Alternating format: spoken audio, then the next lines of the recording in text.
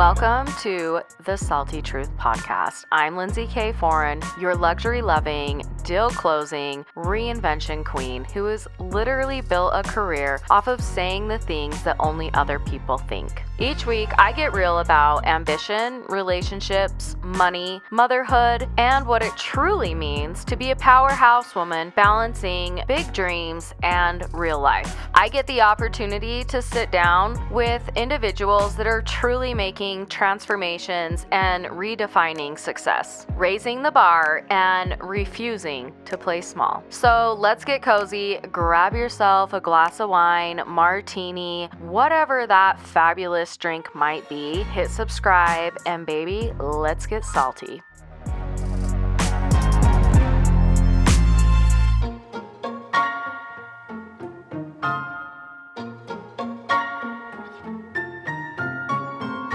Everybody, welcome back to another episode of The Salty Truth.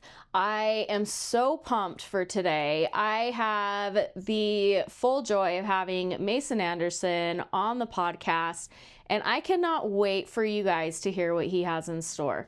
I am telling you, this story, mind-blowing, and you know what? If you need somebody or some motivation to think a little bit stronger, get outside of your own head, accomplish the goals or overcome barriers that you have in life, Mason has all of those answers, because I'm telling you, his story is unbelievable, so motivating and inspiring, and also what he's doing in the community for our community and to help others is just unbelievable. So tune in, you're going to want to hear this, and here we go. Let's go.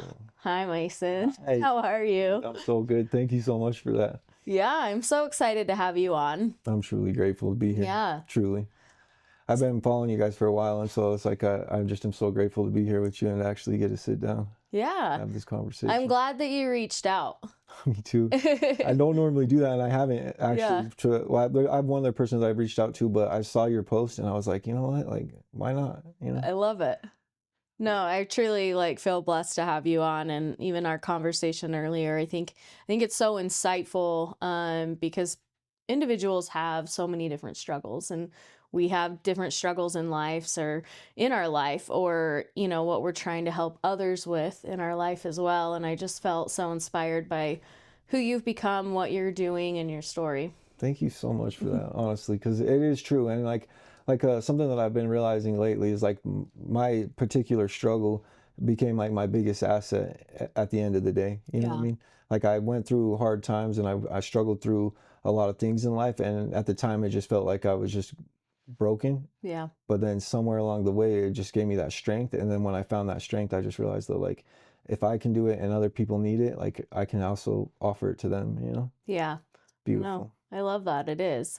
So why don't you kind of go into your background, your story a little bit, and how you got into this role of what you're doing in society and for yourself? Awesome.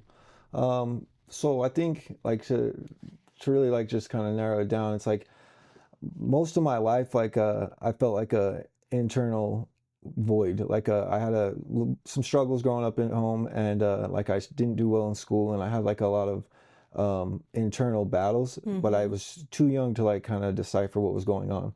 It was a lot of like pressure that I felt to be good at sports or to show up in a certain way, and it was all like internal pressure. It wasn't anybody really putting it on me. It just felt like it. And so like through that time period of like a really young age, I just never learned to reach out or to handle situations very well. And so then I started getting in trouble real young, you know, and that led to like putting me in like a different type of group of people. Yeah. And and this is, I'm talking, you know, middle school. And so like middle school days, like I started drinking a lot and started, you know, smoking weed and doing things like that. And it just kind of evolved over time, you know. I didn't realize back then that like struggling with alcohol or drugs was a thing, you know? So it didn't really seem like it was a problem, like it was just being a kid, you know? I thought all of us were doing this, which a lot of us were, you know? And that's something that I learned through is like through high school times is like most people when they got like to college, they decided to go to college or they decided to get jobs or whatever, and they stopped, and I just did not, you know, Yeah. like I just continued down this path, and it just led me to a lot of destruction. I became like a heroin addict for a lot of years, and I went to prison, and I was in and out of halfway houses and in and out of treatment centers, and I just always was trying to fix the alcohol or the drug problem, you know. And I never realized that, like, until way later in my life, that it was never an alcohol or a drug problem ever, you know. From the time I was young, remember, I had that void, and that was what I was trying to fill the entire time. I just didn't realize it. So then it was kind of like I was looking at my wound and trying to just patch it up, but leaving the knife in it. You know, I was like trying to fix the addiction part of me, but that wasn't what really was the struggle. The struggle was the pain that I felt inside that I didn't know how to express or handle. And so over time of like all the treatment centers and all the things that I was trying to figure it out, I never got to the root of the problem. And so when I finally did find out, though, like what it was self-worth, you know, self-love, acceptance, forgiveness, those type of things, and not externally at first. It was all internal. It was like I had to forgive myself for the things that I'd done. I had to like forgive. I had to like learn what it meant to even have core values. You know, I needed to learn what it meant to like really believe in myself.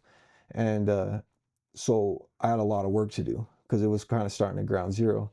But as soon as I started to like find those pieces, I started realizing that like, okay, if I can put together a couple of things that make me feel proud of myself, if I can really start finding a purpose or a passion, you know, then I could really move this into a direction that makes me feel like I'm taking the steps like I was supposed to from the beginning.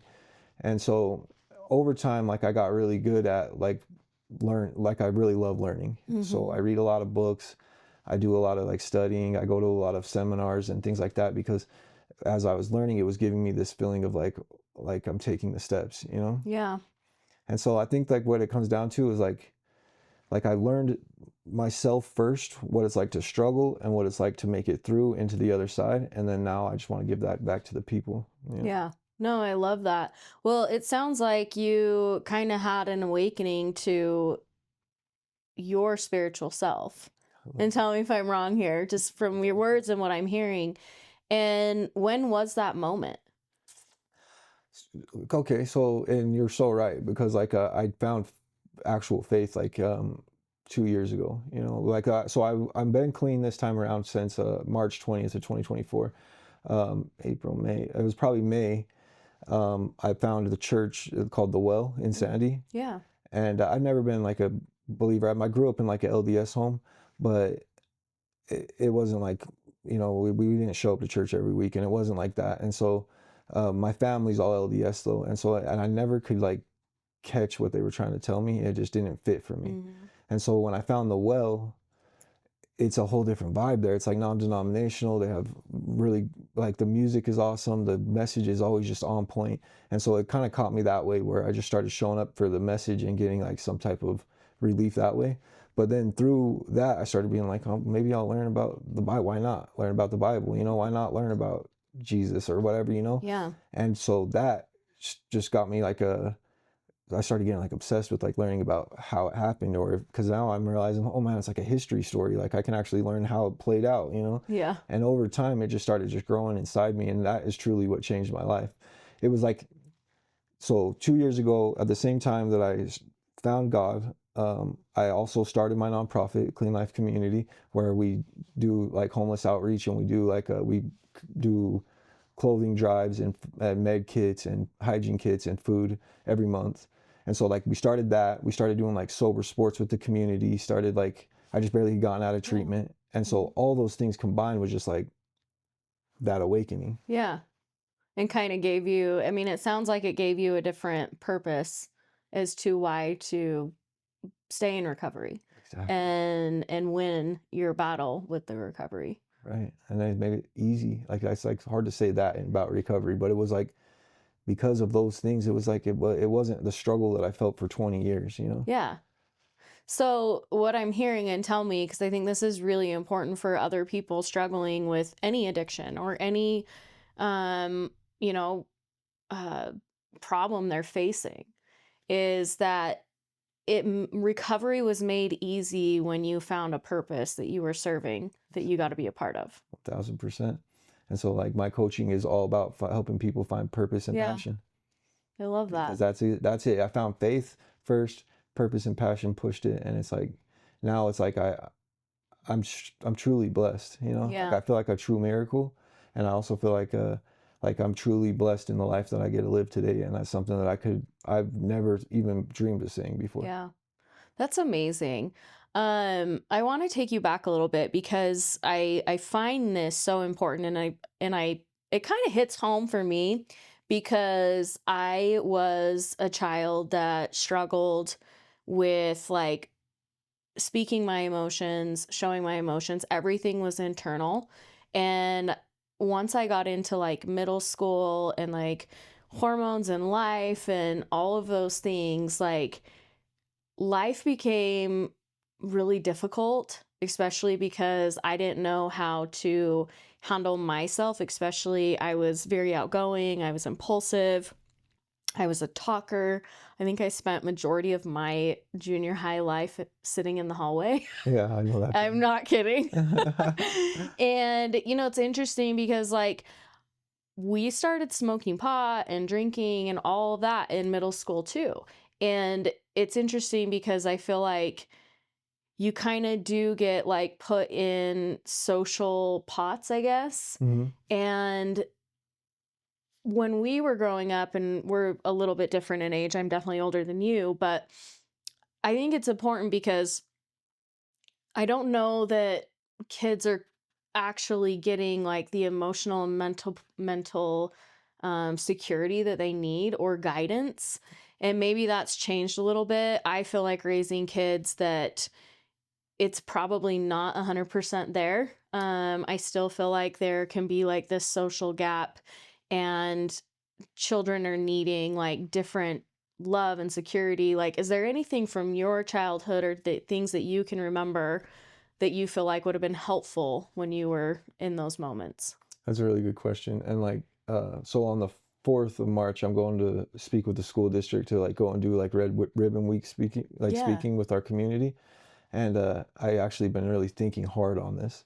And so like that's where I realized that like all humans, like everybody on this planet goes through those same feelings. You know, they feel pain, they feel shame, they feel guilt, they feel scared to speak up, you know? And so Mm-hmm. every one of these kids are going through those moments, and some of them turn to drugs, but some of them, you know, turn to other behaviors, or some of them learn to self-soothe, you know. Mm-hmm. Some of them learn to reach out for help, and some of them, and so like that's where I'm thinking that like for myself personally, I don't know, like for the longest time I had resentments towards like my coaches or my teachers or my family or the people that I thought like, why didn't they just step in and help me, you know? Mm-hmm. Like why didn't somebody step in and say, you know, like this isn't the path? But then I realized that they did. A lot of them turned their back on me after it was like a lot of the same things. But in the beginning, like they did try to reach out and help, but I wasn't receptive to it because I was too afraid to speak about it. You know, I felt shame and I felt embarrassed that like I lived the life that I did. I felt like I didn't want anybody to really know what I was going through. So that's what made it really difficult for anybody to try to help. And so I think that like honestly, the best thing that I think to help young people is gonna be to talk to them about like that we're all struggling together, and that the only way through it is together, you know, as a Yeah. community. Like we need to be honest with each other, we need to be open about how we feel in the right ways, and then people need to be able to receive that in the right ways. And so I think that's where like the adults or the people that are um, there are to help people open up, like open the doors, like not be afraid to talk about sex, or not be afraid to talk about drug use, or not be afraid to talk about, you know, like the things that they're going through, because if they're holding it in, then they're not getting any guidance, Mm-hmm. you know. And so I feel like that will be helpful in a big way. And I also feel like the like the right circles is huge, but it's hard when they're going to school, Yeah. you know. Yeah, it is. Yeah. And I mean, I look back at that age and I would never want to go back. No, me neither. No. I can't. I'm No, so grateful to be my age right now. Like yeah. all the ages before, I was like, that was a rough Yeah. go. Yeah, me too. And 20s were rough too. I would never want to do any of them over again. I'm quite happy where I'm at. Yeah, I feel that for sure. Yeah, well, I love that. And, another thing I wanted to ask you about, and this is something that I guess has just been on my mind a lot. over the last handful of years, especially because I was in healthcare for so long, and a lot of like patients that I served, you would see like homeless population, drug population, and a lot of it came with different mental illnesses, and the unfortunate, kind of disastrous bomb that we're in where there's really not programs for these individuals. And one thing that I've really been diving into, and I guess doing a lot of work on myself and getting some understanding, is our jail prison system, the courts, and really what is offered to not only, obviously people have consequences and people have to serve time for different things and in different, periods of life, no matter what that might be. But it doesn't seem like there's a lot out there that actually handles the problem. Like you were talking Mm, earlier, like it was a band-aid effect of getting clean until you figured out the why behind it. right. I mean, what was your experience, and did you feel like that was there when you were going through, your time in, you said you were in prison, you were going through recovery. Yeah. Did you see that, or did you feel like we had some systems in place? So it's no, back then I didn't. It's really wild to me because like now that I'm in the recovery community so deep, like I realize that there is a lot of people out there doing work to help the community, but it was hard to find when I was in the struggle. So it's kind of like a weird thing where it's like I'm already in recovery and now I find all these recovery communities. But Yeah. like when I was in the addiction, I didn't know that that was even a thing. And when it comes to like the prison system and jails and certain treatment centers, like I think that like it's not their necessarily their fault in the aspect of like it's overcrowded. There's so many people. The vast majority of those people don't want change. And so like they're when the counselors in the prison are getting, 50 clients at a time or something, Yeah. and 40 of those clients really don't even want to be in that room with that counselor. So they have to try to find the 10% and really put it, and so they're just kind of drained. Oh, interesting. Okay. Yeah, it's like and that's how I feel about a lot of these treatment centers that are um, like lower funding, is like they get so overcrowded and over like worked, the Medicaid kicks in and there's just tons of people. And so then it's like they don't get that one-on-one time that it really takes. They don't get like people to really sit with them. They're kind of just a number at that point and just kind Mhm. of rushing them through. So what I found helps, and like when I build my treatment center and things, like what I found helps is like smaller numbers and more intimate conversations. And then once it gets to that point, it's like people can actually start to talk about what's going on. When you're in a room with 60 people, you're not going to be talking about real trauma. Yeah. It's something that there is just not the same as like someone where you have a group of people. Maybe more than half the people I went through treatment with are still my good friends and still in recovery. And it's like we built like camaraderie, and then we built all kinds of things outside of that because of it. And so I think that like when it comes to the system, like I think there's a place for all of it. I do feel like obviously like you said, like people need to pay for their consequences, which is good. It just is a hard environment to get any type of growth out of. Because of the way it's ran. It's like inside the prison is a whole different world. Like Yeah. you're inside a city of people that are doing real life, and then you're in the prison and it's like people act like different rules. You have to act a different way. You have to hold yourself a different way or you won't make it. Yeah. And so it's like it doesn't really do any good for them to be in there and then get out to society because it's a whole Yeah. different track. And I feel like that's where I guess my mental struggle of trying to figure out how this is supposed to help society, Yeah, it doesn't make like much sense. in imprisonment, going to jail, like what is that, especially for like, obviously there's different levels of why somebody would be in prison. And obviously when it comes to like addiction and drug use, like why isn't there something different that can actually help individuals prepare to get out and be part of society and not have to go into a space that may make things worse? I mean, Yeah, I don't know, that it's boggled my mind a little bit. and it has mine too, and I truly know exactly what you're saying. And like when I think of like a perfect plan, like I think that there is a way that people would get way more use out of a treatment center. And I think that there is a way better way to run programming inside like correctional facilities. And I think there's a way better way to do a lot of these things. But I think that a lot of it has to do with like, first of all, insurance. Like once insurance gets involved, all of a sudden all these regulations and things come into where you can't do certain types of things and you have to do other certain things. And then when it's like therapists get involved, like I'm a huge fan of therapists, first of all. Like I feel like if I could make everybody in the world do something, it would be everybody get a therapist, because I feel like it's been wildly helpful. But at the same time, as soon as a therapist gets involved, insurance gets involved, and then all of a sudden you have to do these same groups, these same things that is helpful to an extent. But like I think the more than like I think people need mental health therapy, but I think they need to learn how to structure their days. I think they need to do more nutrition and working out. I think that they need to do more involvement in like jobs and things like that. And so I was like, if I had a treatment center, it would be the first phase would be, getting people detoxed and stabilized. The second phase would be more about like nutrition and health and like just getting them like really know their bodies. Yeah. And then the third phase would be like a leadership training to teach them how to step into their role and start to work, Yeah. build businesses, start to give them things that they're proud of, like that purpose thing. And I think that would be way more effective than sending somebody to a treatment center for 60 days where they just hang out in group rooms all day. Yeah, no, I mean, as I've looked more into this and had to have my, um, I guess, personal experiences with family members and other individuals, it's just become more in light to me that this is an area of society that's really struggling. Super bad. And it's not treated necessarily as an illness.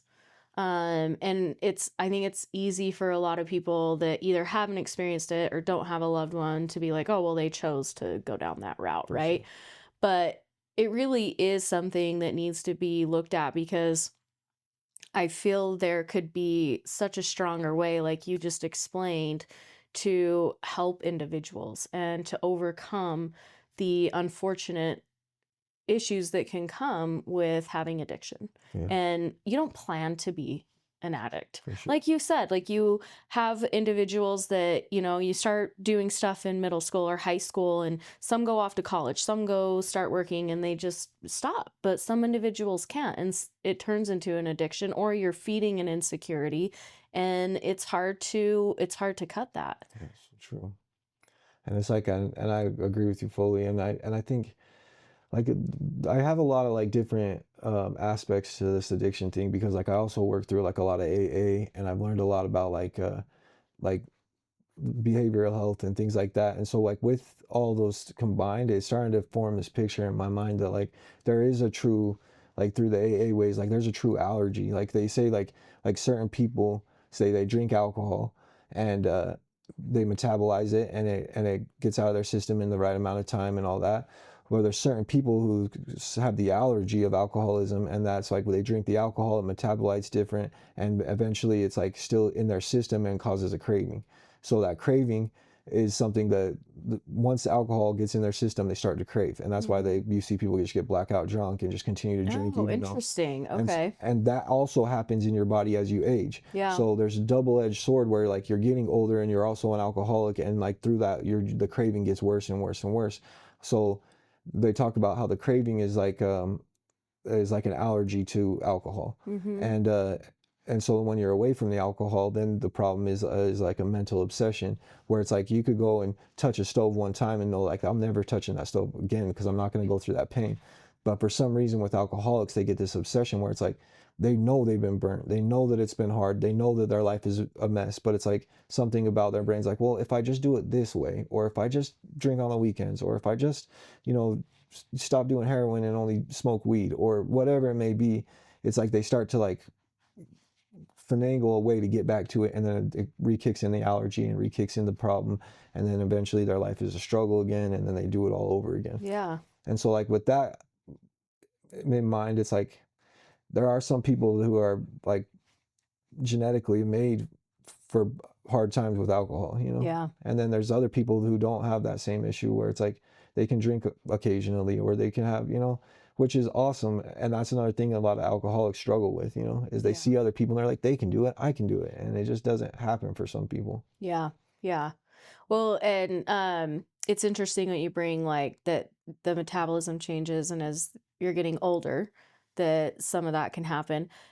I've seen just as I've aged, I know a lot of women that started struggling with alcoholism in their late 30s and Mhm. into their 40s. Oh, and I mean, and what's sad about it is that the the thought of like perfection, showing up and looking a certain way, a lot of it was hidden behind closed doors For sure. and very kept shut. I mean, from everybody.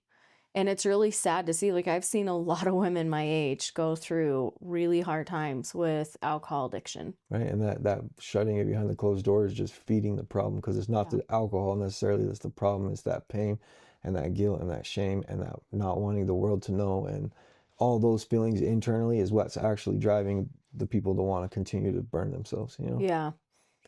So, going into your community. Let's go. Yeah, I love it. Me too. So, tell me about Temple. Okay, so Temple is like it's a software tech company, first of all. It's got an AI powered app that works with body, mind, spirit, and wealth. And it's a community of like wellness professionals, yogis.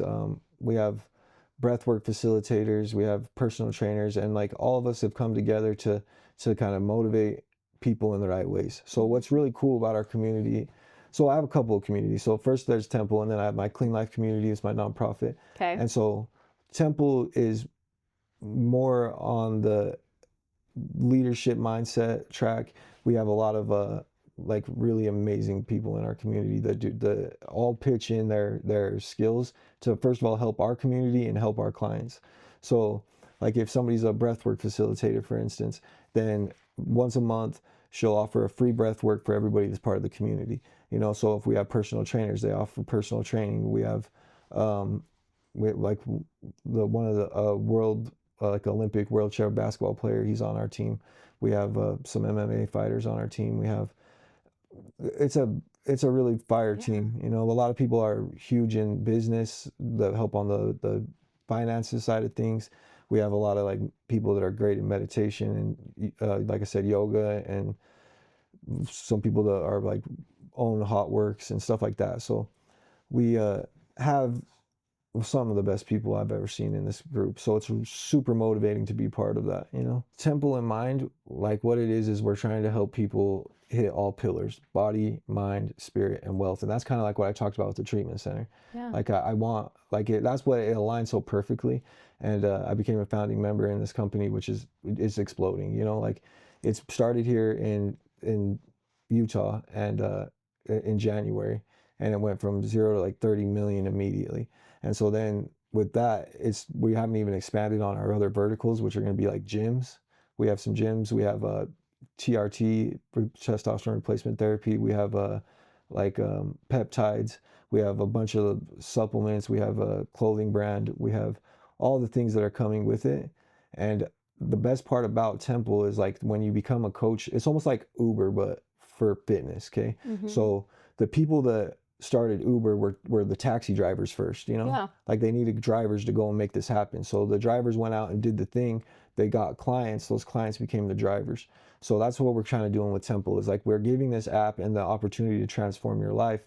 It's a gamified system that like keeps track of all your nutrition, keeps track of your workouts, keeps track of your daily devotionals and your breath works and prayers.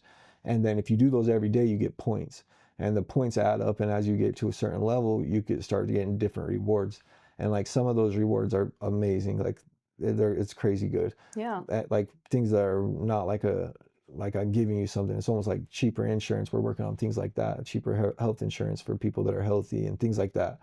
And so that's amazing. But one of the better parts is like so once you hit a certain level, it's called the Temple Cup, and then you're allowed to apply to become a coach. And then you get a full certification training. You get all the leadership training, all the coaching that you need to be able to figure out your path in Yeah. this. And then once you hit a certain level, you get stock in the company, and that stock in the company is going to be worth a lot. Wait, I love this. And so This is like such an amazing fueling thing for individuals. Like, this is basically what you needed. to stay clean So that true. you're enhancing for other people. It's a beautiful thing. Seems like just so aligned, you know. Yeah. Yeah, it's like, and the thing is like that keeps happening in my life the more that I keep doing the work. Yeah. It just keeps aligning in these ways that I'm like, feel so blessed, you know. Yeah. Well, and to have individuals that can reach those points and become, a part of leadership, a part of coaching, pouring back into the society. And I mean, it's just full circle of what individuals need to be successful. Yeah, it's like they thought of everything from ground up. Yeah. And it's just going to change so many lives because it's also like we start with the body, and that's why, the temple. Yeah. And it's because we start with the body because it's the easiest entry point, but then really it's never been about like the body, or never been about the addiction. It's never been, it's about your internal. Yeah. It's about your spirit. It's about your mind. And it's about like the way that you feel inside. And so if we can get those things on track, then all of a sudden everything else start to fall in place, you know? Yeah. No, I love it because it's encompassing the spirit, the body, health as a whole, which you have to do to be successful in anything. That's so true. Whether you have addictions or not, or, like whatever you're trying to accomplish in life, no matter what the deficit might be, everybody has to encompass those things Yeah, find to be that balance. successful. Yeah, and I love it. And what's also like super unique about temple is like you always hear body, mind, spirit together, but the wealth part is vital, and Yeah. that's something that we don't talk about very often. So like Mhm. once we get these people body, mind, spirit right, and then get them going leadership wise and in a business mindset, it's like they can provide for their families, provide for themselves, start Mhm. making an income. And like I feel like that's the missing piece when you have the balance body, mind, spirit, and you feel good, but you don't have finances to move your mission forward. It's just that makes it really difficult. Yeah. Oh, I could see. I mean, that just being able to do that pours into your self-worth and confidence so much too, So that you feel like you're able to execute, you're able to provide at a level that you want, which helps that internal so much. yeah, it's I beautiful. know when I'm struggling in any of those pieces, it I just struggle. Yeah, for sure. When my mind doesn't feel balanced, when my finances don't feel balanced, when my health doesn't feel balanced, like it can throw everything off. And so I think it's so great that all of that is kind of in a whole. For sure. And then the hidden pillar of all this is community once again, because like then not only are we having all those things aligned, but now all of a sudden we're around other people that are doing great. We're around people that are thriving in their businesses. We're around people that are, we're setting up these cold plunges together. We're going to do sauna therapy together, and breathworks journeys and things like that. And then all of a sudden now I have this beautiful community of Yeah. people just doing amazing things. Yeah. And it just motivates me to do more, you know? Yeah. No, I love that. So if someone listening is going, I know somebody that could benefit from this, Mhm. how would they go about recommending, getting in touch? Like, walk them through a way that would be helpful to let somebody know that this exists, that they're thinking about. All right. So the main thing right now is like I can give contact information and just reach out, because I can take you to like the business meetings, Mm-hmm. because every single Wednesday we have a huddle where we get together and like the whole team like celebrates people's wins and things like that. And so like that's like the first step, either that or like a webinar where they explain what the business is about and things like that, because we want people to understand what it is they're getting into from the gate. And so as soon as that happens, then we move on to like every single month we have banquets and things like that. And so we just get you to know the team and see if it's the right fit. And then if it's the right fit, then we just bring you on, and we start with the trainings, Mm-hmm. with the certificates and the because people need to learn if they're trying to become coaches. Yeah. They need to learn some of the basics and stuff like that. The thing about it is like it's a really set up system where most of it is done through the app. So it's just a community that we're using the app for our own businesses. Like Yeah. I'm a mindset coach. I do personal training, but like I'm a mindset coach and a sober companion, and I use the app to just benefit the people. Yeah. So really like the best way is to reach out to me, and then I can definitely get you plugged in. I love it. Yeah. So you've got Temple that we just talked about. hmm And then what's the other? The other That's thing is my nonprofit. It's called Clean Life Community, and that's like kind of my passion project and where my heart's at. You know, mm-hmm. that's like this is where you'll find me. You know, Clean life. I yeah, love it. yeah. Strength and sobriety, unity and community, and so what that's about is like it's really a crazy thing because like in the beginning. I started out with like me and my mom were driving home from my treatment center and we're like, we want to give back to the sober community. Maybe we should start doing some barbecues or something like that. And so I was like, yeah, that'd be awesome.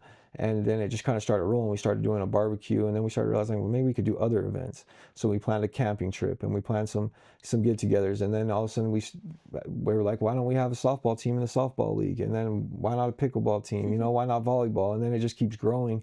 Started a couple of meetings in our community for people to come get involved.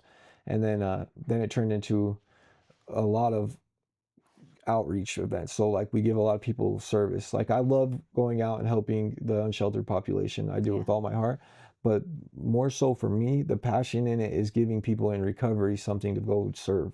You know, Yeah. like I like I that. love that my people get out of treatment or get involved and they love to be a part of the crew. They love to be helping other people, and that's what saved my life. You know, service was like I remember days in my treatment center where I had to pray and be like, God, please give me a heart of service because I was so selfish in those moments, you know? Mm-hmm. And so like now it's transformed in this thing that like I truly get my drive from helping other people. And so when I can have other people see that, it's the life changing, you know? Yeah. That's No, I love that. That's amazing. thank you. It really is a beautiful thing. And then now it's just built it's bigger than me now. It's like I this last outreach I was doing a sober companion job of a Sundance, and I had to miss my first outreach in a year and a half, and it just flourished. There's still 55 people there, and like everybody stepped up on my team to make it happen, and I was like, okay, like it's going, you I know, love it. it's beautiful. Yeah. It's crazy, I always talk about because I've gone through so many things in my life and decisions that I've made, and I was a really young teen mom and went through a lot of struggles to get where I'm at in life. But I wouldn't change any of it because it's really made me who I am. But And I'm kind of curious, like, do you feel like you had to go through what you did to be where you're at today?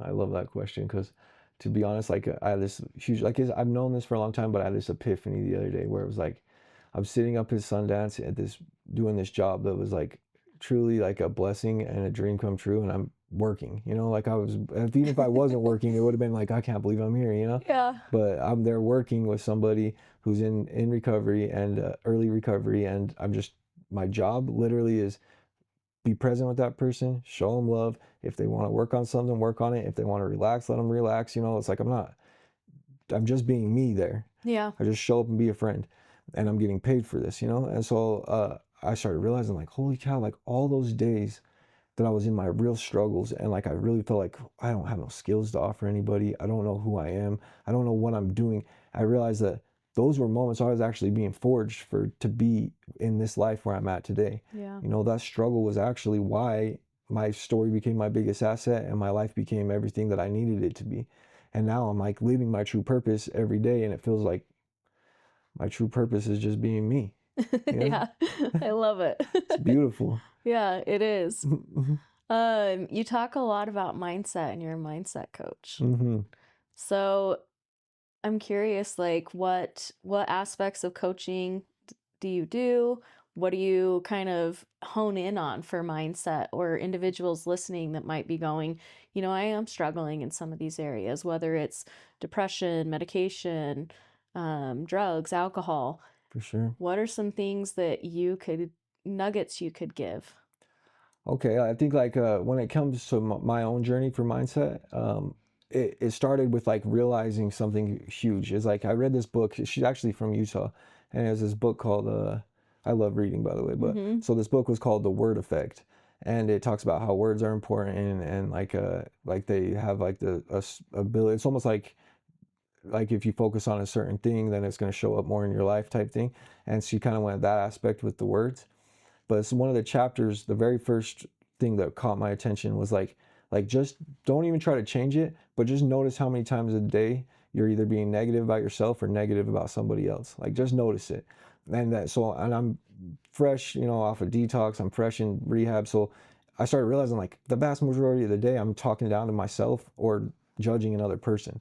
And so like I started realizing like there's a ton of times a day that I'm like, man, I'm not good enough. I don't think I can make this happen. I don't have enough energy. I'm telling on myself all these negative things. So then the next step to that was like, so now you caught it all and you just realized that like, man, it's a ridiculous amount of times that I'm pulling myself away from my true purpose, from my true self.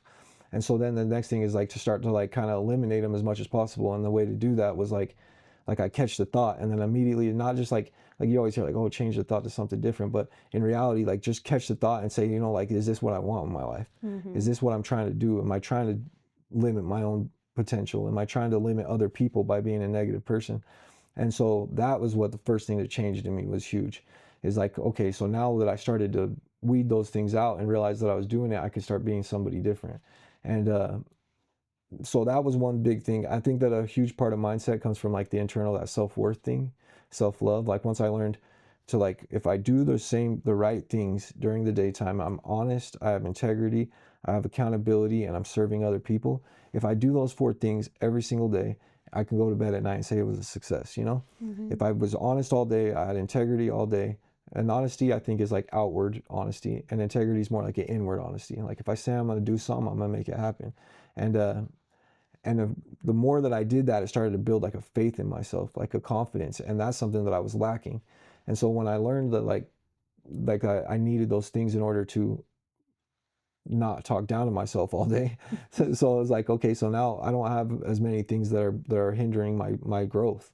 I don't have as many things that are blocking me from who I am. Yeah. That's amazing. I love that. Yeah. That's such a good piece to think about with mindset. I mean, I always say, like, get out of your own damn head. So true.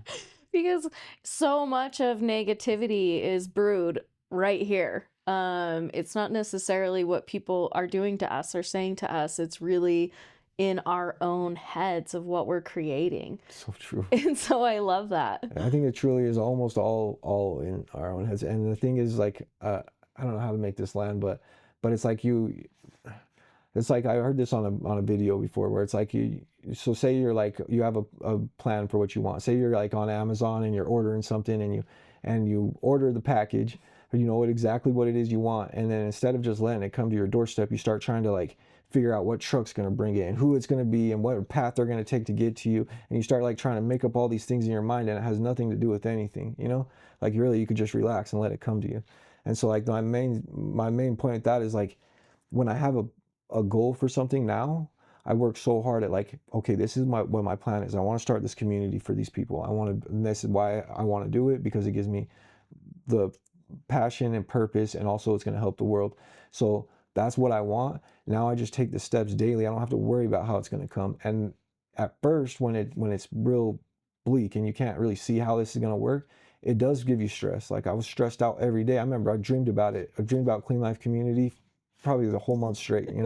Yeah. Dreaming all kinds of dreams. I would see it every single day. It was all I could think about. And it was me trying to just control the situation so hard. That compounded over, a year. I was almost I was at a burnout stage where it was like, I can't do this no more, but I got to keep going. And then I realized, okay, well, I got to take a step back and just reset. As soon as I took a step back and reset, my team come together. All of a sudden people started stepping in other places. All of a sudden it just like formed right in front of my eyes. And I was like, all I had to do was just let it be. Let it be. Yeah.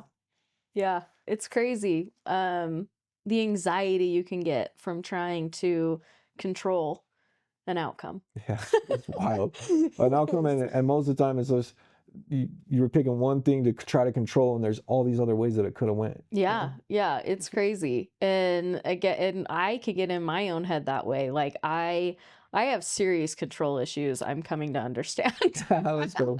Good for you. Like as I'm like trying to build my business and do things, I mean, I can stay up till day's end thinking about what I need to do, what I want to do, have ideas, and it's just crazy. Like I literally have to tell myself to go to bed, shut up, be quiet. Like I'm like trying to control the narrative because it can almost overwhelm and take over you if you don't. And I love that you said like take a step back and things will fall in place as they're supposed to. Right. What'd you say? Let it be. It'll be what it's gonna be. Yeah, I can't remember what it came Yeah. out, but I love that because there are a couple of things. First of all, like the awareness around it, and I think that that's like the mindset that another mindset nugget is like the awareness of what's going on. Like you're aware of it, and that's the first step in making any type of changes. And the thing is like I have a hard time with it too because I do feel like there's a fine line between like what part is my part and what part is God's part, you know? Like I do need to put in the work, and I do need to, if nobody else is going to do it, you know, nobody else is going to make my dream come true. So it's like I do need to be present every day and put in work every day. I just can't let it control my life. Yeah. You know, I can't let it take over. Like I do the same thing where I lay in bed and I cannot sleep because I can't stop thinking, you know? Yeah. And so like I now, because of that, by like 7 p.m. at night, I try to start winding down. I start doing breath work, or I go to yoga, or I just go to the gym or something, and I try to just no more work stuff. Yeah. You know, because I can't let it carry into my night, or I'm not going to sleep well, and then the next day is going to be hard.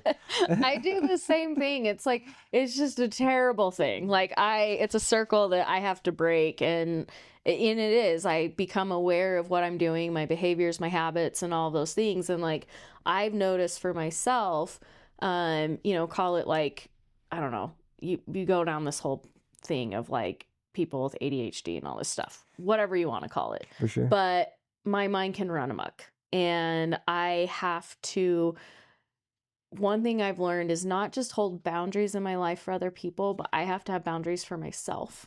Oh, that's so huge. I love that. Like I really do. And that means like I work from these hours. I, have to think about like when I need to work out, personal space that I might need, and actually like calendaring and like scheduling out what I need every day, That's or so else beautiful. I don't do it. So that's honestly, I think like that's a huge nugget for people, you know? Yeah. It's like to actually plan for your self-care, actually plan to love on yourself, because it's important. And I see, like, back to like addiction things, like I see more people get out of treatment and be like, I gotta get back to work, and then start working so hard that they relapse over and over and over again, because they're not realizing there's that balance piece where like there's a part of you that needs real love, and it's not external love you're even needing. Yeah. Somebody can love you to death and it's not going to fill that void. It's you got to do it. It's only filled by God in you, you know? Yeah. That somebody said it's like a God-sized hole, you know? Yeah. Yeah. And like that's the only way that you can really fill that internal that you're looking for. So like when people are getting in relationships over and over again,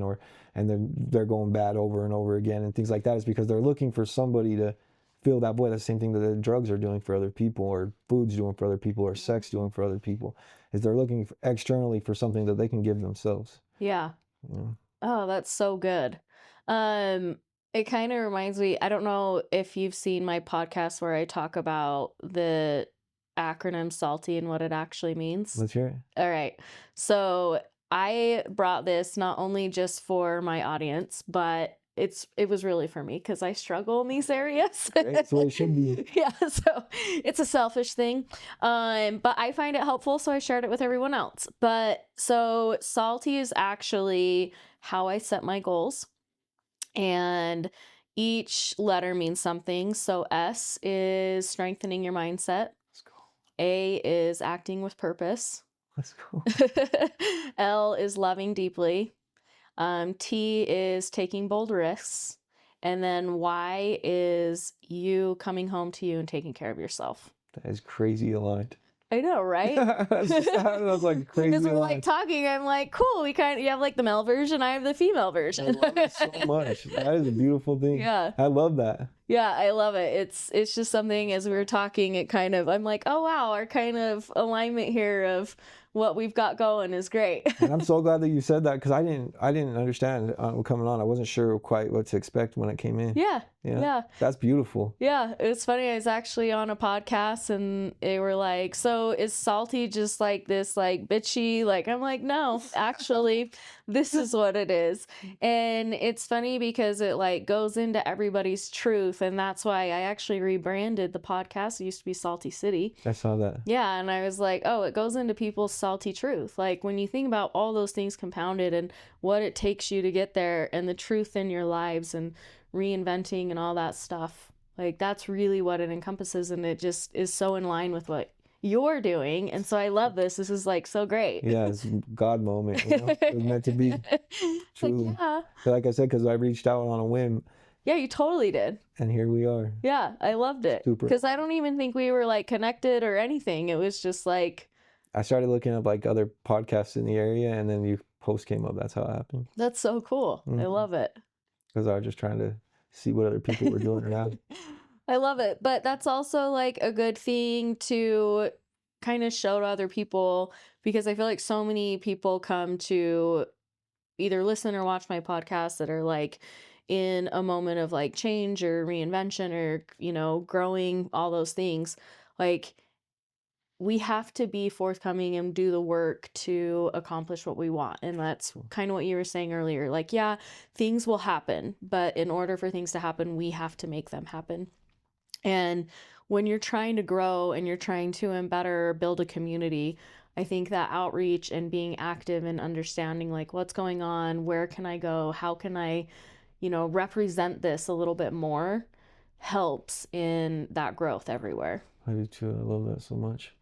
And like something that popped up in my mind about this too is like you were talking about where like the salty truth came from, and it seems like that encompasses almost all those aspects. Like it encompasses everything that a person really could need. That's the mindset that they need in order to really find that passion that we talked about in the beginning. Yeah. I love that a lot. Yeah, it's fun.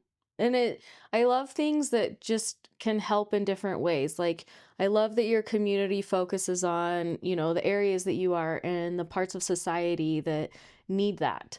Because it's so important. And I think that each of us are, you know, trying to build positive and growth in different arenas and different ways. And it all just really comes together That's as what one. we needed is the connection. Yeah, the The connection. connection to make it all happen on our own fronts. You know? I love it. I love it. And you said you'd kind of mentioned that you're getting into like youth opportunities. So Mhm. you were you're going to doing the red ribbon, is that right? Yeah, so I speak at schools occasionally. Like me and a couple of my friends will go out and like kind of just tell our stories. But this time around, we're getting through Clean Life Community some opportunities to like show up at Red Ribbon Week for the schools, and I want it to be different. You know what I mean? Like, because before I was telling my story, which honestly, if I tell my story, it's a little deep. You know what I mean? Like I struggled with real addiction for a lot of years on the streets and in prison and hard, and so it's like that's not really for the kids. You know what I mean? It doesn't really help them that much because most of them, if you know, they may have family members, but most of them have not been there yet. And so to them, it kind of like, okay, that's wild, you know? Yeah. And so like this time around, I want to really hone in on that, the self-love, self-worth, I love that. those type of things, opening up, being like vulnerable, those type of things. Because I know that had I been able to catch it, I don't know how it could have happened. You know, I don't know who could have told me or how it would have happened. But had I caught that at a young age, I know that I wouldn't have been a drug addict. You know? Yeah. Yeah. I love that, and I feel like that is what's needed more in the youth and inspiring, because a lot of things that are done are like out of fear-based, right? You don't want to do this because this will happen to you. Right. When it's like, well, that's not really helpful. It's what's at the core, because some of the kids you're probably already speaking to have dabbled into drugs and alcohol or have that internal struggle. Right. And so I love that it's more that approach, because that's really what society needs. Right. And I have a child in high school right now, and we have conversations about, you know, social groups and friends, and to me, that is the core of what needs to be done. And I love that you're approaching it that way. Thank you so much. It's going to be a beautiful thing. Different than what we've been planning for sure. Just those God things, like something aligned, and it was like, okay, I guess this is the next step. Yeah, no, I love that. Hey, I'm going to pause here for a moment. This episode is brought to you by myself, Lindsay Kaufman-Foreign with Coldwell Banker. I am your connection to Utah's luxury lifestyle. Whether you are looking for a modern architectural masterpiece in Salt Lake City or those sweeping valley views in Park City, a mountain retreat, maybe you want to ski in and ski out, I have helped plenty of clients find homes that feel like a reflection of their ambition and taste. From skyline penthouses and foothill estates to ski in, ski out, my focus is high-end service, refined design, and a personalized experience to make every transaction feel effortless. Because in Utah, luxury isn't about flash, it's about freedom, space, quality, and that lifestyle that comes with it. Are you ready to buy, sell, or invest in the Wasatch most exclusive properties? Connect with me, DM me, or you can email me, and that link will be here. Thanks so much. All right, so Mason, couple things that I am dying to know about, and I did not know that you had a podcast before coming on here, so I have not seen it. Okay. So you're gonna have to tell me about it, but I'm dying to hear about your podcast and what you're doing. Awesome. Thank you so much for that. So my podcast is called Clean Life Cast, lines up with the Clean Life community. It's me and one of my really good friends. He actually was one of my mentors while I was going through treatment.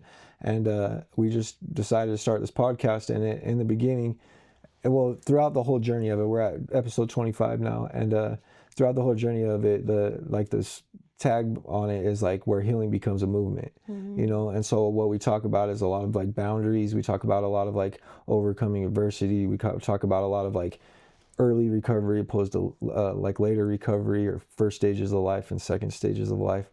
We talk a lot about community and connection and love, like really what we're talking about on this podcast would fit perfect for our podcast. So. Yeah, I love it. Yeah. And it's just been an awesome journey, because sometimes we'll bring on guests, or sometimes it'll just be me and him. And so I brought a lot of people that are doing big things in the community on to, share their stories or talk about. So on my podcast, it's kind of like this. Like I have a topic that I want to go off of, but I don't really tell anybody else. Like I just bring them on and then we just start talking and get their real raw information. I love it. Yeah. That's when they're good. Yeah, it's the best, honestly. And sometimes you get some gold. You're like, man, and then you're asking about it. They're like, I have no idea what I said. Yeah. No, I love that. Okay, I'm gonna be deep diving. Yeah, it's I'll really probably good. have all 25 episodes done in a week. Let's go. Yeah, no, it's going really good. We have a huge support, so that helped. Yeah. So we had a lot of like, keep going type feelings, but we have a lot of people that listen every week, and have a lot of people that are really. Some people tell us like I use this as my church, things like that, because it's cool. Yeah, it's been super blessing. Yeah. And it all just kind of started with, like I've talked about it for a long time. Like, let's start a podcast, and I've talked about it with multiple people, and finally I was just like, I'm gonna do it, and if you want to get in, let's make it happen. And I love it. Yeah. Is it audio, YouTube? Are you on all platforms? Okay. Clean Life Cast. I love that. Mm-hmm. I have a weird question. Yeah. When someone is incarcerated, are they able to listen to podcasts? Yeah, is that available? Yeah, it is. Yeah, now they have like these iPads that they can download podcasts and things like that from. So it costs money, but they can get them. And a lot of treatment centers will listen to our podcast. Yeah. Too. So yeah. That's cool. Yeah. It's really I like that there's just so many avenues to help individuals. And to grasp into that, and yeah, I love it. Like honestly, like coming on here, the only thing that I was worried about, the only thing was like, how am I going to explain all this stuff? Like I do a lot of things. Like, no, I love it. I study be just moving, and then also, but doing all these things, I also take time for myself. I eat right, I sleep right, I work out. I like I said, I'm big on breath works and sound baths and those type of things. So I'm going to a float spa tomorrow. Going to Salt Cave. I take care of myself, but I definitely have a lot of avenues they all based on the same thing, helping people bridge from chaos to clarity and find purpose, No, I love it. But it's a bunch of different ways to get there. Yeah. I don't know. I mean, I feel like sometimes different personalities need that. Like, I know I thrive when I have a lot of different things or avenues going. And like I said, like still setting boundaries to take care of myself and all of that. But I'm a better person in life and I do better if I have several different things I'm trying to win or accomplish, or build. And it sounds like Yeah. you kind of have to do the same thing. Yeah, we're in this together. Yeah, but that's how my mind works. Like, I don't know. I have to have a full like a full plate in a healthy way, to be the best that I can be. I don't Right. know. And I had to learn that the hard way. I had to learn the healthy way part. Yeah. Because like I went through that stage where it was not healthy for sure. Yeah. But it worked. But that's what I talk about on the podcast. I think our last episode was like in the beginning, I was just running from chaos. Like I was in chaos and I needed to build for like survival. Yeah. And then now I'm building out of like presence. Like Yeah. now I'm building because this is what I love and this is who I am. Before it was a different type of energy. It still worked. It just burned me out. Yeah. Yeah. No, it's true. And I feel like I've had to learn a lot of that myself in different ways. I struggled young. I don't know if I told you, but I got arrested. I was too young to go to jail, so I went to juvenile detention. I was there for like a week. It's a long time for It a was kid. awful. It's a long time for a kid. Yeah. It was terrible. I'll never forget it. Like the whole experience of getting checked in, the strip down. I mean, like everything. And I just remember, I think I was 15. Yeah, I was 15. Yeah, it's young. I just remember being like, what the fuck did I do? How did this happen? Yeah, yeah. And just being like, I don't know. Like, I remember my parents came like halfway through and they were like, oh, you've got a visitor. And I was like, no. I can't have it. I don't want to see anybody. It was just terrible. And I remember my older brother picked me up and oh man, and I was just like, that was an awful experience. What happened after? Did it change you inside? I think that it did because I think the accountability and just running around and being stupid, and putting what our objective was before either the law or what our parents were telling us that we could or couldn't do, putting our objective at the height of everything, I think was a good lesson to learn of you can't just do all this shit and run around and, run amok. Like do whatever you want. Yeah. Like there's rules, there's laws. I wouldn't say it turned me around 100%, but it scared the living shit out of me and made me really not want to do anything that could put me in a position of getting arrested or going to jail or anything again. That's amazing, though. Yeah. It's a good lesson to learn. It was a good smack in the face. And I remember my roommate, like not roommate, but the girl I was like with, she was just crazy. And I mean, there was like lice going around and I was just like, wow, like this is eye-opening. Yeah, like no thank you. Yeah, I don't want to be in there. Like it was just crazy. Yeah, well, I'm glad you made it. I made it. Yeah. It's probably not as difficult as other avenues, but sounds pretty crazy. Juvenile was like intense. No, that is super intense, and kids, like most of the time, kids go for 2-3 days at a time, so a whole weekend. Yeah, a whole week. Yeah. I think one of the sadder like things that I understood when I was there, and this has stuck with me forever, and I love to work with youth, and I think it's a lot because of this. When I was in there was a gal, she was about my age, maybe 2 years younger. So I want to say she was like 13 years old. She meant to she would do anything to get arrested, to go into juvie, right? Because her home life was so bad. Yeah, it's so sad. And those are stories those are stories and people that you meet and you're like going, wow. I remember being there and just being like, this is mind blowing. Because I wasn't doing things to get away from a house. Like I had great family, great parents. I was just being a dumbass. Right. And this girl, so I've always had this thing for youth, and especially out of that experience. Yeah, that's huge. And I think the youth is another like huge area where it's like difficult, you know, that's one of the more difficult tasks. Like before, that's why I said like it was a God thing that this red ribbon week thing happened, because most of the time I'm like, I want, you know, adults, because like I don't even know how to work with a mind like that, like a Yeah. 13-year-old kid, because like they're on their track, you know what I mean? They're not trying to hear what an adult's trying to tell them for sure. Yeah. Somebody coming in talking about drugs, they're like, I don't. What?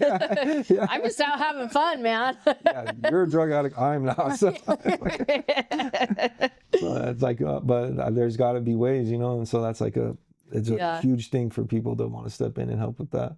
But that was another when you're talking about that though, it's like when I went to prison, like one of the main things that changed my whole perspective on life was like the people that are truly like in there for life, like they're not getting out for sure, you know. And it was like, holy cow, like never again will this person get a chance, you know, never again will they see their family, be around a female, like never. And that was just hit me so deep. I'm like, holy cow, like I'm making mistakes that, you know, this guy made a bad decision, maybe a lot, but it could have been one bad decision that now he's never getting out. Yeah. And like I keep going in and out, in and out, in and out, like just almost like it doesn't matter, you know. Yeah.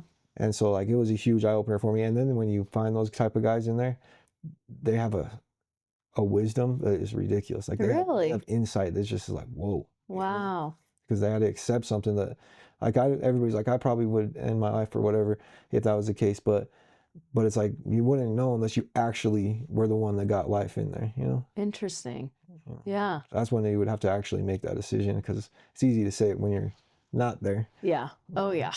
I mean, yeah, I can't imagine. There is that. Have you seen that new documentary that's going to be coming out with the Salt Lake prison? No. Yeah, they're making a documentary with inmates, and they kind of follow them and when they get out, and Oh, cool. it's supposed to be pretty interesting. Oh, that's cool. Yeah, I guess they're like, I think they're in the works of getting it set up and starting to do it. Okay. But I don't know. I don't know the whole piece about it. I just learned about it the other day. I saw something advertised about it, and I was like, is it for like entertainment or for like help these guys? I think it's more to help. Oh, sick. From my understanding, and I think it's also, from what I read and what I'm hoping it'll also do, is have some insight on other avenues that these individuals are needing support, help, rather than just, I don't know, like going to prison, right? Yeah, like, for sure. I don't know. We'll see. Yeah, we definitely will. It's going to be crazy to see, actually. And I know that there's a lot of like initiatives and people pushing different ways to help this huge problem. But the problem is it's also growing a lot faster than we can change, you know? Yeah. Like things are happening fast and people are getting addicted to really hard drugs and quickly, you know, Yeah. dying. Like honestly, Oh, it seems a lot different in the last few years than, seems weird, huh? yeah, I like feel like that too. the level too, like the level, the hardness of the drugs, the why can't I think of the one? Fentanyl. Yeah, fentanyl. Yeah. I mean, I just feel like that's something too that we didn't have to deal with growing up either. Like, I mean, I remember just growing up smoking pot. You'd get pot, you smoke it. Yeah. I mean, now you can't do, there, like, no way. Yeah. Like that. Well, and it's crazy because everything's just laced and everybody's just it's just a wild situation. Like how many people I see like that are in recovery and then they relapse on like meth or something, and then they're immediately in psychosis. Like it's like a couple of days and they're just like out of their minds. And I'm like, something is not. It's the same thing with weed though. It's like it's so powerful now. It's like they just up everything until people are passing away at an alarming rate. Yeah, it's really sad. And I'm glad that you brought up the rate of psychosis. The rate of psychosis and what we're seeing in even the younger population, especially that like 19 to 25, is increasingly alarming. Right. And it's so dangerous for multiple reasons, but like those people that were doing life in prison, some of them were in a state of psychosis and made a decision that was just not who they are, you know? Yeah. But now they're in life, you know. It's like that kind of thing scares me to death. Like a blackout, getting too drunk and blackout. Yes. You could do anything in that moment that could alter your life forever. Yeah. There's no coming back from some things, you know? Yeah. Yeah. Which is scary. Super scary. It's not, you know, at the heart and soul of individuals, I think that is not what they want. Yeah. And it's sad when those things occur. And I think you're doing great things So are you. to hate that movement. Before we wrap up, I want to touch on, let's see, I think it's the mentorship program you have. Oh, yeah. Tell us a little bit about that. Awesome. So what I've been doing for it's with the independent contractor, and we do a lot of sober companionship work. So it's pretty much just like 24-hour coaching. I hang out with these guys. A lot of them have businesses, or they're doing I don't know, they have obligations that they can't step away from, but they need treatment. And so a lot of them, I'll just go hang out with them through whatever they got to do, if it's like music stuff or if they're just like moving, and I just kind of encourage them to make the right choices and help them find their way, but on the side of that, it's a big spectrum, because when I'm helping somebody that's like fresh in recovery, it's all of it is based around just mentoring and helping people find the next steps. Like I've told you before, is like, it's nothing to do with like me going there and just teaching them something that's going to change their lives or transform. What it is I show up and say, okay, this is what you said you wanted. Let's make it happen. Let's take the steps. You said you wanted to get you clean, so let's get you into treatment. Or you said you wanted to get healthy, let's start working out, and then I just do it with them. Yeah. And then I kind of show them the path, the steps to make it to where whatever their goal was can be accomplished. Yeah, I like that. So you're meeting people where they're at 100%. and helping with their needs. Yeah. Which all goes back into what you were saying. Like, you need to, it's not the Band-Aid effect that's going to fix anything. Right. It's really the internal and hitting that. It's really the answer. Yeah. Master key. I love it. I love it. Well, Mason, I feel so blessed to have you on the podcast today. This has just been incredible. I think it's so helpful, and I know that there's people listening that either need this help themselves or they have a loved one that this is going to help as well. I'm sure this will be forwarded to other people. I'm so excited. Me too. This has just been so great to get to know you and It's been amazing. hang out. So before we wrap up, where can people find you? Maybe give Instagram handle, contact, whatever you want. Awesome. Yeah. Clean Life Community on everything. So just Clean Life Community. I'm all over the place. And then Mason Anderson Coaching on Instagram. So those are the places you can reach out about anything. Like, we do a lot of family work too. So that's another thing that we'll talk on another podcast, but yeah, something we put together for families of the addicts, because I've realized that it's not just the addict that's struggling, it's the whole family system. So yeah, I love talking, just there's so many options that it's just, let's talk and figure out where you're at and then what we can work on together. So okay, I love it. thank you so much. Yeah, thank you for being on. Blessing. All right, Salty Gang, thank you so much for joining us today. This was absolutely an amazing episode. I cannot even go into depth of all of the good nuggets that were given. So many things for individuals to think about, family members. We all know that we have either struggled ourselves or know somebody, friend, family, that may need this support. And I just feel like this was such a good podcast to have, and things that we need in our lives, and all of the good things to move forward and have a happy, healthy life. So thank you, Mason, for coming on. Thank you so Fully much. appreciate you. And if you know somebody that you feel like this could help, please forward this episode. If you are new to the Salty Gang, welcome. We're glad that you're here. And I encourage you to go back and check out some other episodes. We all love you. Thank you so much.